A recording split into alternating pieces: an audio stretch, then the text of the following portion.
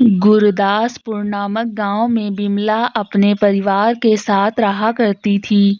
बिमला की बहू कोयल बहुत ही झगड़ालू और चालाक औरत थी। कोयल आए दिन किसी न किसी बहाने से बिमला से झगड़ा किया करती। गर्मियों का मौसम था और एक दिन, सुनिए जी, इस बुढ़िया को मैं अब और नहीं झेल सकती।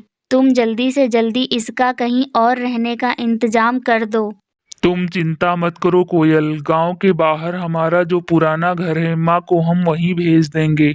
अगली सुबह, ए बुढ़िया, चल अपना सामान उठा और अपने घर जा। मेरी आंखें तुझे अब और नहीं देख सकती। यह क्या कह रही हो बहू? मेरा घर तो यही है, यहाँ से मैं भला कहाँ जाऊंगी? लो जी, इन्हें कुछ पता ही नहीं है।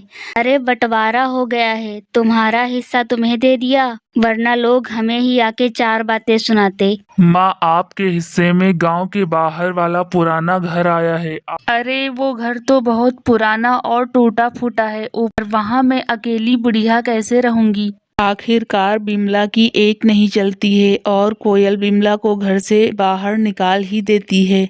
बिमला गांव के बाहर बने पुराने घर में रहने के लिए आ जाती है, परंतु घर की हालत रहने योग्य नहीं थी। ऊपर से भयंकर गर्मी और मच्छर। जैसे तैसे बिमला सोने की कोशिश करती है, तभी उसे बाहर से किसी के रोने की आवाज सुनाई पड़ती है। बिमला बाहर आकर देखती है, घर के बाहर एक सुंदर सी लड़की खड़ी होकर रो रही थी। लड़की, तुम कौन हो और क्यों रो रही हो? दादी अम्मा, मेरा नाम गुलाबी परी है। मैं बड़ी परियों के साथ पूर्णिमा को धरती पर घूमने आई थी। मैं खेलने में मगन हो गई और सभी परी लोग वापस चली गईं। गुलाबी परी, तब तो तुम्हें भी वापस परी लोक लौट जाना चाहिए।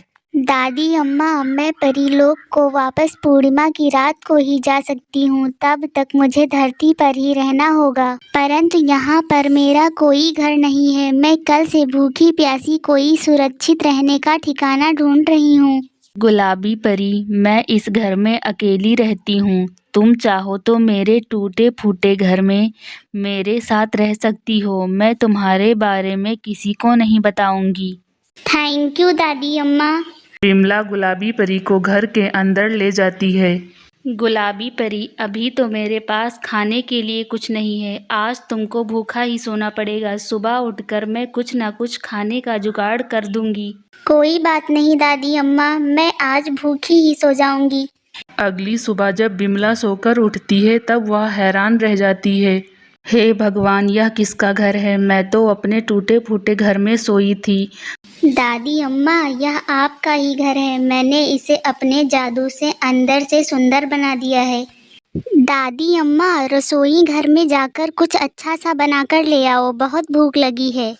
गुलाबी परी, इस घर में ना तो कोई रसोई है, ना ही खाना बनाने के लिए कोई सामान। दादी अम्मा, आप अंदर जाकर तो देखिए, बाएं साइड में रसोई घर बना हुआ है। बिमला रसोई में जाते हुए देखती है, पूरा रसोई घर खाने पीने की चीजों से भरा हुआ है। यह देखकर बिमला हैरान रह जाती है। अच्छा, तो ये सब गुलाबी परी का किया हुआ है, नटखट परी। बिमला जल्दी से खाना बनाकर ले आती है। परी और बिमला दोनों खाने के लिए बैठते हैं। अब हैरान होने की बारी परी की थी। वाओ दादी अम्मा, आप कितना स्वादिष्ट खाना बनाती हैं। इसकी खुशबू कितनी अच्छी आ रही है। दादी अम्मा, आप खाना बहुत अच्छा बनाती हैं, क्यों ना आप होम ढाबा शुरू कर लो। गुलाबी परी, तुम कितनी अच्छी हो। क्या तुम सभी की ऐसे ही मदद करती हो? नहीं दादी अम्मा, मैं केवल अच्छे और ज़रूरतमंद लोगों की मदद करती हूँ। अगले दिन से शुरू हो गया दादी अम्मा का होम ढाबा। बिमला के हाथों में इतना स्वाद था कि खाने वालों की भीड़ लगी रहती। बिमला के ढाबे की चर्चा कोयल के कानों तक भी पहुंच गई। एक दिन सुधीर और कोयल ढाबा हथियाने के लिए बिमला के घर पुलिस लेकर पहुंच गए। हे भगवान, यह घर बाहर से टूटा फूटा है, परंतु अंदर से किसी महल से कम नहीं है।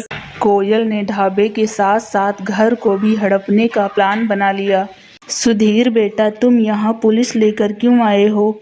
सुन बुढ़िया, हमें पुराना घर वापस चाहिए। हम आज से यहीं रहेंगे। परंतु बहू, मैं बुढ़ापे में अब कहाँ जाऊंगी, और यह घर तो मेरे हिस्से में आया था। पुलिस वाले के सामने हिस्से की बात आते ही कोयल कहती है, आप झूठ बोल रही हैं माँ, यह घर मेरे हिस्से में आया था और नया घर तुम्हारे। आखिरकार कोयल ने पुराना घर हथिया लिया। सभी के चले जाने के बाद कोयल, तुमने हमारा नया घर माँ को क्यों दे दिया? चुप रहो जी, आपको कुछ नहीं पता है। कहाँ वो छोटा सा घर और कहाँ महल जैसा घर, और तो और यहाँ से हम ढाबा भी चला सकते हैं। मीठे मीठे सपने देखते हुए कोयल और सुधीर दोनों सो जाते हैं। अगली सुबह जब कोयल की आंख खुलती है तब वो अपने आप को उसी पुराने टूटे फूटे घर में पाती है, क्योंकि गुलाबी परी का जादू केवल अच्छे और जरूरतमंद लोगों के लिए ही काम करता था। कोयल और सुधीर दोनों रोने लगते हैं, क्योंकि इस बार फैसला पुलिस के सामने हुआ था, इसलिए वो कुछ कर भी नहीं सकते थे। कोयल को अपने बुरे कर्मों का फल मिल चुका था। दादी अम्मा की तरह इस चैनल को भी आप सभी के सपोर्ट की ज़रूरत है। Please like, subscribe and share.